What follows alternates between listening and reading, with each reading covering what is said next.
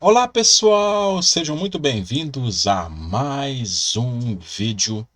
E hoje nós estamos aqui para dar continuidade à nossa série A Farsa do Êxodo Bíblico. Nós paramos na travessia do Mar Vermelho, né? Será que realmente a travessia do Mar Vermelho ela aconteceu como muitas pessoas defendem? Ou será mesmo que os israelitas atravessaram foi o Mar Vermelho? Ou tem uma diferença, foi outro lugar que eles atravessaram? Pois bem, se você quer saber sobre tudo isso, eu convido você a ficar comigo aqui até o final. Mas antes, pessoal, não deixa de colocar aí aquele like. Deixa o like aí, ele vai nos ajudar muito a divulgar o nosso trabalho aqui no canal do YouTube. Toda vez que você deixa o seu like, o YouTube entende que esse conteúdo ele é relevante e aí ele começa a nos ajudar a divulgar esse trabalho para mais pessoas. E aproveita, vai aí, se inscreve no canal, ativa o sininho, você vai ficar por dentro das novidades que são colocadas aí constantemente, tá? Bom, hoje nós vamos estar aqui desmistificando este tema. Eu falei sobre a composição, falei sobre a questão da prova, do porquê que o povo não poderia ser um povo numeroso. E hoje nós vamos falar sobre a travessia do Mar Vermelho. Será que ela realmente aconteceu? Nós sabemos que uma vez que a composição seja uma composição no período exílico, então, ou seja, pode esquecer desses eventos serem verídicos, mas vamos supor que esses eventos fossem verídicos, fossem realmente realidade como são descritos no texto. Será mesmo que está correto as traduções bíblicas? Bom, vamos saber agora, né? Eu quero que vocês prestem atenção. Esse texto aqui, ó, Josué 2,10 vai falar assim: porque temos ouvido que o Senhor secou as águas do Mar Vermelho diante de vós, quando saíeis do Egito, e o que fizestes aos dois reis dos amorreus, a Seom e a Og, que estavam da além do Jordão, os quais destruístes.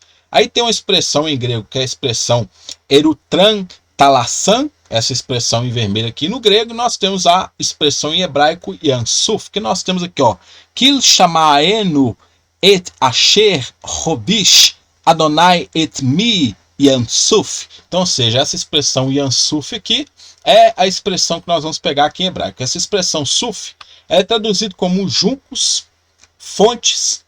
Menciona o seguinte a respeito: é usado como nome original dado à extremidade superior do Golfo de Suez, estendendo-se até os lagos amargos, rasos e pantanosos, de onde os juncos, provavelmente também de cor avermelhada, nome aplicado apenas aos braços do Mar Vermelho, na maioria das vezes ao Golfo de Suez, tá? Isso quem traz essa informação são alguns léxicos aí. Também é traduzido como plantas aquáticas. Esse substantivo é principalmente um termo geral para plantas do pântano.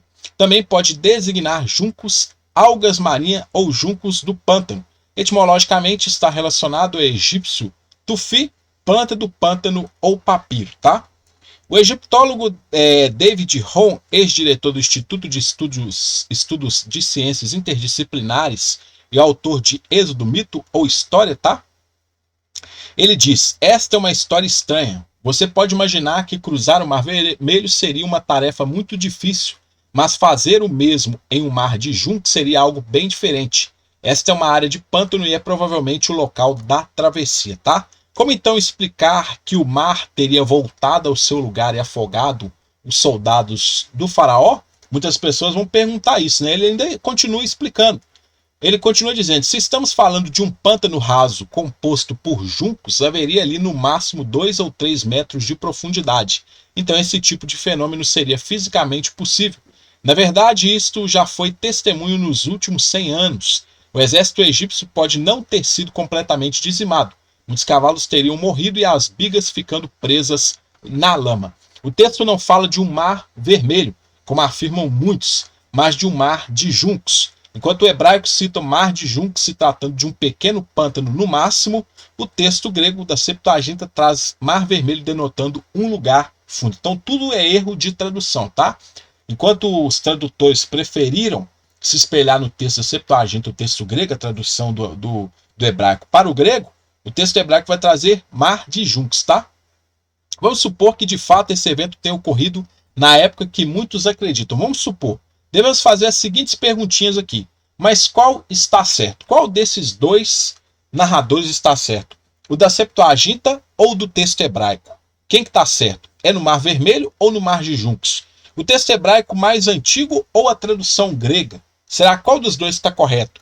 Daí sabemos de onde vai parar o suposto milagre crido e defendido por muitos. Nós vamos saber, ou seja, devemos nos lembrar que estamos em uma narrativa do período babilônico. Não é um texto que foi escrito na época de Faraós, mas em cativeiro babilônico. Então isso nós não podemos esquecer. Mas supondo que realmente essa narrativa tenha acontecido, nós vamos ter essa problemática. Qual dos dois está certo? É Mar Vermelho ou Mar de Juncos? Se for pegar o texto hebraico do qual realmente é o que deve provir as traduções, ele vai dizer Mar de Juncos. Então já não vai ser mais uma questão ali que seja milagrosa, mas vai se tratar apenas de um atolamento das carruagens em um pântano. E aí para onde que vai o milagre que muitos creem? Tá vendo aonde que nós vamos parar? Então deve-se tomar muito cuidado para não tomar narrativas, textos que estão na Bíblia como verdade absoluta, porque quando chega essas perguntinhas, quando chega aí, se coloca na parede, por causa desses questionamentos, muitas pessoas vão ter dificuldade para poder explicar. Muitos nem explicam, né? Muitos não conseguem nem mesmo explicar. Então, daí vocês estão vendo que, ou seja, essa questão do Mar Vermelho cai por terra aqui. Ela já pode ser descartada, porque não seria Mar Vermelho, seria Mar de Juncos, ou seja, seria um pântano, um terreno aquático. As carruagens de Faraó foram encontradas no Mar Vermelho? Será? Muitos, com base em fake news da internet, afirmam que o Êxodo possui provas. Porém, são usados elementos que nem mesmo são provas verídicas, já que até hoje não foram encontradas evidências que comprovem de verdade que o Êxodo ocorreu no Egito. Não se tem evidências, tá? Até o momento, é lógico que isso não vai ser falado dentro das igrejas, né? Para as pessoas que usam a Bíblia, colocam a sua fé, a sua crença nela, eles não vão se preocupar em explicar essas questões. Eles vão se preocupar apenas em crer. Mas aqui nós não estamos lidando com fé e crença, nós estamos lidando com fundamentação. Nós estamos lidando aqui com provas. Então, ou seja, não se tem provas de que o Êxodo ocorreu no Egito. Não se tem. Aí tem algumas fotos aqui utilizadas. Eu peguei essas fotos da principal fonte onde as pessoas extraem, né?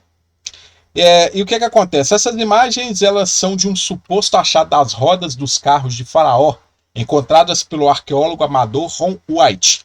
Ron Edon White, ele é de 2 de junho de 1933 a 4 de agosto de 99, foi um pesquisador ex-enfermeiro, anestesista conhecido por defender o sítio de Durupinar como sítio da Arca de Noé, juntamente com quase 100 outras descobertas relacionadas com a Bíblia, e o seu trabalho continua a ter muitos seguidores. O que muitos não sabem é que Ron White teve praticamente todas as suas descobertas contestadas. Envolvido em inúmeras polêmicas e que dizia receber revelações divinas, seus achados têm sido considerados como fraudulentos, tá? As referências bibliográficas estão todas aí. Então, ou seja, essas supostas fotos de carruagens que as pessoas pegam, supostas fotos de rodas de carruagens, na verdade, elas não comprovam nada, né? Ou seja, elas não demonstram praticamente nada.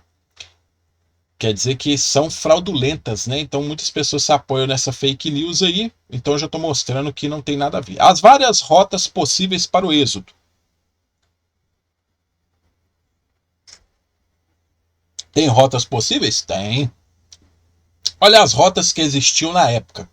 Vila Mares, também conhecida como o Caminho da Terra dos Filisteus, era uma rota internacional de grande importância na extremidade oeste da Península do Sinai, no norte do Golfo de Suez.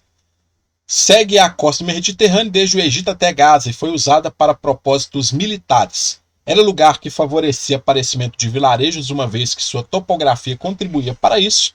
A desvantagem dessa rota é que possuía poucos recursos hídricos e não possui vegetação em 100 km de extensão. Também continha alguns pontos onde as ondas do mar podiam tornar a rota intransitável. Outra também era o Caminho do Rei, era uma rota internacional de grande importância na extremidade leste da região, no fim do Golfo de Eilat, também usada para propósitos militares. Era chamada a estrada, conforme números 20 e 19, atravessada por 4 Hades que dividem a Transjordânia em diferentes setores geográficos: Yarmuk, Jabok, Arnon e Zered. Temos também o Caminho de Shur, que é a rota que atravessa a região dos lagos no leste egípcio, próximo a Ismália, seguido a nordeste para Ain, Kuderat e Kuzeima, e até Beersheba. Era a rota usada por nômades que vinham alimentar seus rebanhos em terras egípcias. Possivelmente a rota qual passou Agar, esposa de Abraão, após ter fugido de Sara. A rota passava entre os lagos, na região onde os egípcios construíram uma linha fortificada chamada de Shur Mitzrayim, ou Muralha do Egito, para proteger a região do delta e controlar a entrada e saída de nômades. Outras rotas também tem a Estrada de Atarim, que é identificada como aquela pela qual os israelitas tentaram penetrar na terra de Canaã, onde foram confrontados pelo rei de Arad. Tem a Estrada do Deserto, que vai do Egito para Suez e de lá para o leste até o Golfo de Eilat. É topograficamente mais confortável, uma vez que cruza a extremidade norte do Planalto de Et-Ti. Parece possivelmente a rota dos muçulmanos em sua peregrinação do Egito até Meca. Uma rede de fortes foram construídos nessa rota. Tem a rota tradicional do Mar Vermelho, que acredita-se que seja a rota que atravessa desde Ain Kudelat e Kuzeima até o Golfo de Eilat. Parte da rota indicada como tábula peltigeriana, como rota que leva de Gaza para Eilat. A rota passava pelo sul do Mar Morto, pela região conhecida como Arabá, e conectava Zoar e Tamar com Eilat, tá? A Estrada do Monte Seir, talvez paralela à Estrada da Montanha dos Amorreus, atravessa o Planalto de El Arish para o norte em direção às montanhas do Negev central e às regiões de Ain Kuderat e Kuzeima.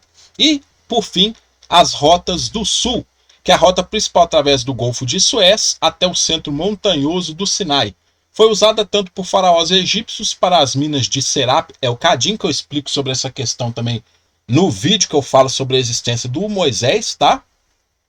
Que tem alguns que pegam alguns achados dessa mina, Serabit el-Kadim, como prova de Moisés, eu também explico no vídeo lá. Então, ou seja, Serabit el-Kadim, Magara e Nasb, como também por peregrinos que atravessam o vale de Sidri, Feiran e Sheikh, tá? Não se tem comprovação arqueológica que corrobora para qualquer uma dessas rotas. Não se tem. Isso não tem comprovação arqueológica. O que existem são apenas suposições e teorias, o que significa apenas especulação. Como eu falei, não se tem comprovação, não se tem sítios arqueológicos que comprovam o assentamento de contingente de pessoas que é afirmado por muitos aí com base no que está na Bíblia. Ou seja, os tradutores verteram que é quase aí praticamente mais de 1 milhão de pessoas. Então, ou seja, não se tem provas de que a escrita veio por Moisés, não se tem provas de que o povo de Israel realmente era um povo, mas sim uma tribo de poucas pessoas. Não se tem prova nem mesmo dos assentamentos, ou seja, as rotas, pode esquecer provas que corroborem para que comprovem que houve realmente essa migração desse contingente de gente, tanto do Egito, ou seja, tanto em fontes egípcias, quanto em fontes que circundam ali a terra de Canaã. E aí, como que fica agora o êxodo? Ou seja, você veja que vai caindo por terra aí toda essa questão que muitas pessoas colocam como verdade absoluta. Por isso que tem que se tomar muito cuidado para não pegar certos textos como verdade absoluta, condenar as pessoas que não acreditam neles, achando que o texto ali é o veredito final, e na verdade você veja que quando se é para poder confrontar, para provar, para mostrar realmente as provas do que aconteceu, não se tem essas provas, e aí fica complicado, né, gente? Mas vamos lá. Os faraós do Êxodo. Faraó do Êxodo é o nome que os historiadores e estudiosos da Bíblia utilizam para se referir ao faraó durante o êxodo, a saída dos filhos de Israel do Egito, liderados por Moisés. Um dos complicadores do problema é que há basicamente duas datas propostas para o êxodo, ou seja, já não tem concordância nem entre as datas do acontecimento. Uma anterior, 1445 a.C., e uma posterior, 1290 a.C., tá? Os dois faraós, possivelmente os mais considerados como da opressão do êxodo, são: nós temos Tutmés III, ou Tutemoses, né? Terceiro. Sendo esta última forma a versão helenizada do seu nome, foi o sexto faraó da 18ª dinastia egípcia, da época do Império Novo. O seu prenome ou nome de coroação foi Menkeperre, o que significa estável é a manifestação de Ré.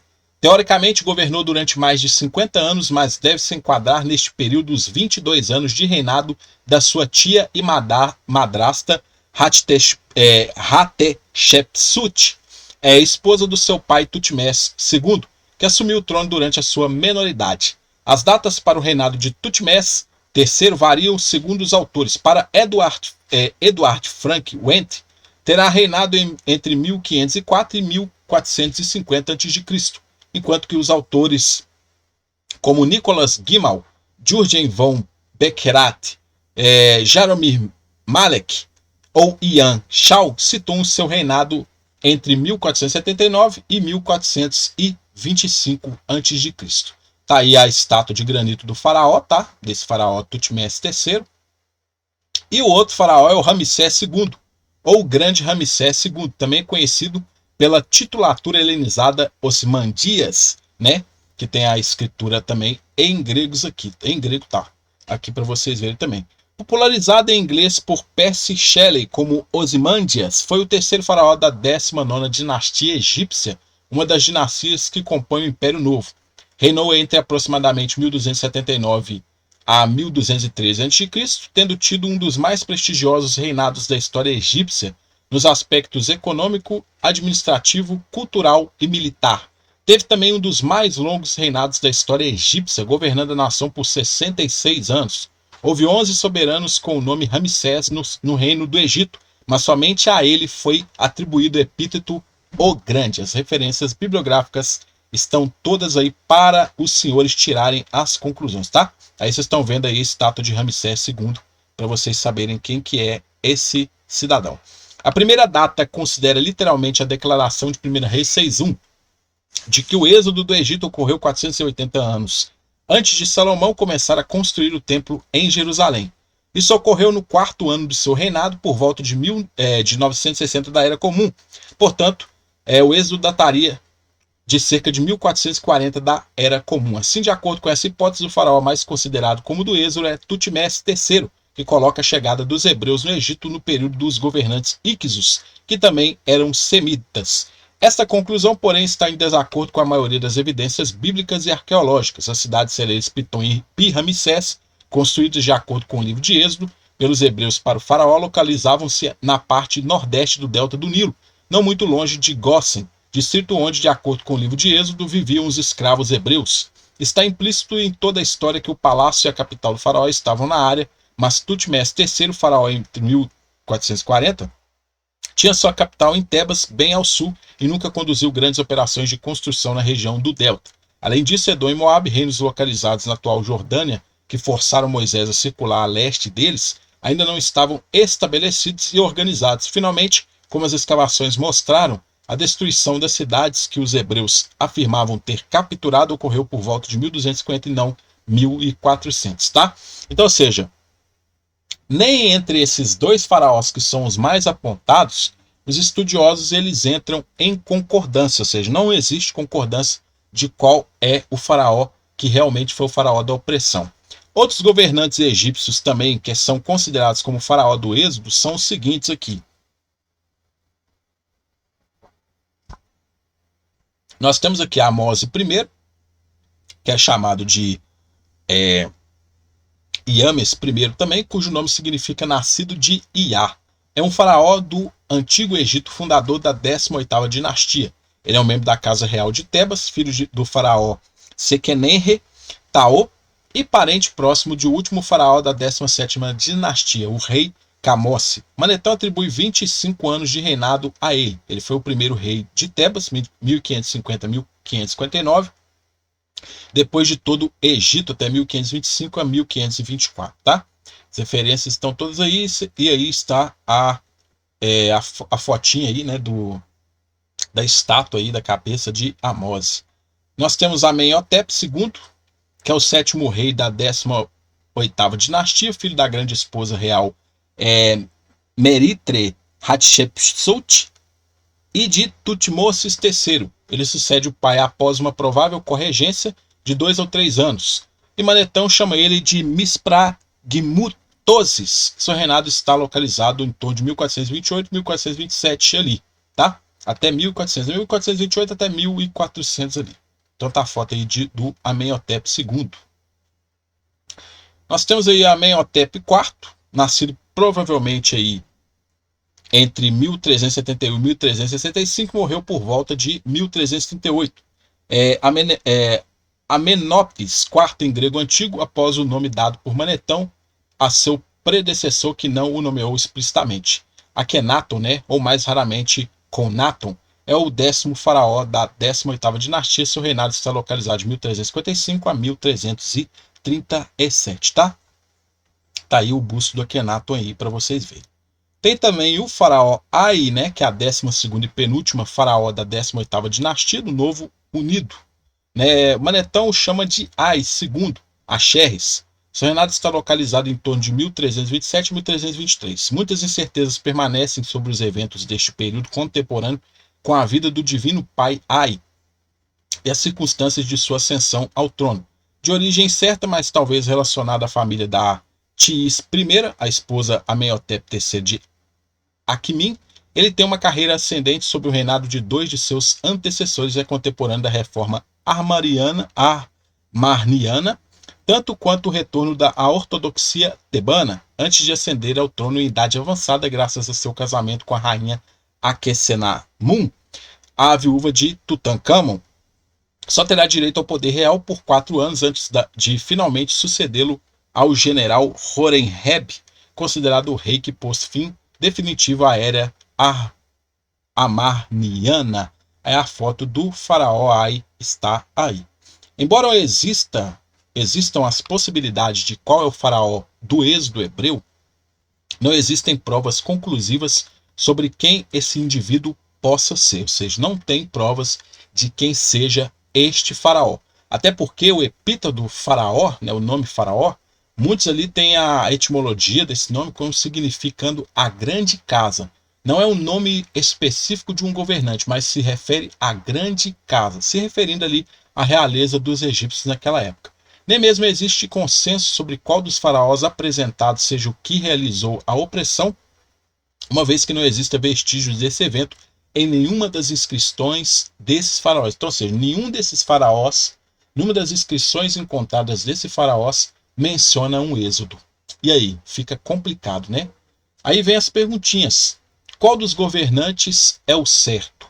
O relato é verdadeiro somente por citar alguém? Somente por causa que o relato cita os faraós significa que ele é verdadeiro? Como resolver todas essas contradições envolvidas? E aí? Como resolver tudo isso? Porque se você for pegar a escrita posterior, você não tem um povo numeroso. Você não tem uma rota conclusiva e algo arqueológico dentro da arqueologia que comprove o assentamento dos hebreus num determinado lugar.